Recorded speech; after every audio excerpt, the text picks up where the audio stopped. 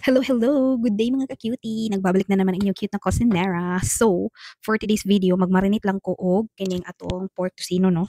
So, nana ko yung pork diri, hiwa na ko siya gagmay, ganin ani lang. So, pwede na i-marinate lang na, wala basit sunod adlaw pa na ko siya lutukon. And, kini atong gamiton, as usual, no? Kini jud ako ang ginagamit. Yan. Yan.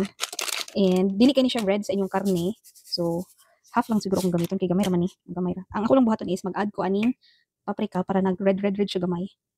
Yan, mga gamay lang. And, black pepper. Black pepper. Ayan. And, ato na ni siyang ihalo. Ayan.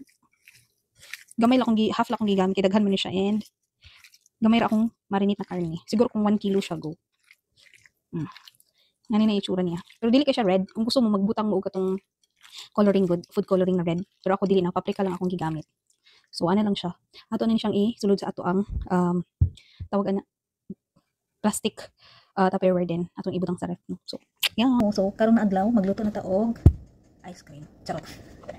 So, mo ni atong lutuon for today's video ang kining marinate na tutong ni aging adlaw nga pork tocino gamit ang mamasitas. So, nan pagipainit na kawali ato na ning ibutang or ilunod. So, wait lang. Kita na ko sa inyo. So, nag-aso-aso na siya, guys. Pwede na ni. Butang na to tanan. Sigamay lang man na siya. So, ato lang na siyang hulaton, no? Ato lang na siyang spread or pag bulag-bulag na to na siya sama sa taay sa kanding charot. So, kanay nga na itsura niya, hulaton lang na to na siya na magtubig tapos mag-reduce man na ang ihang tubig. Tama-tama lang po na mahumok inyong karne, no? Tanawa, di ba? Nagtubig siya. After a few minutes, nga na yung itsura, nawala na yung tubig tapos nagawas na yung sariling mantika. And nag-brown na siya after pauna na to na siya. May luto naman na siya.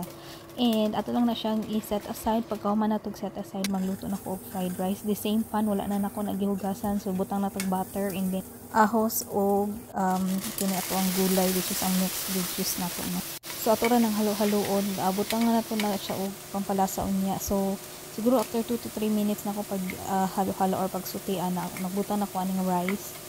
So, pagkahuman na to, butang sa rice at susanang tawag ani pahinayan ang kalayo kay basig mapangi halo-halo, no? Then, magbutang na ko dira og mga pangpalasa, mga asin, paminta, o kining MSG. So, kana lang akong gibutang, wala na nako napakita, but mura to. And then, magluto tag itlog diri.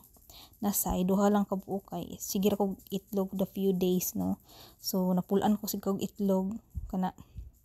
And after ana, mo ni tusilog na ni siya, mo man yung uso sa Pilipinas, no? Fried rice, pork tocino ug fried egg. So mora ni amo ang dinner instead of breakfast. Dinner na mo ni siya kaunon kay dinner lang man jud mi nagakaon og heavy meal, no? So sa breakfast di mi gakaog rice or lunch, kana ra jud amo ang dinner ginakaon ang heavy meal. So mo na ni mga una ta guys, kay lami na kayo, oh. Let's go.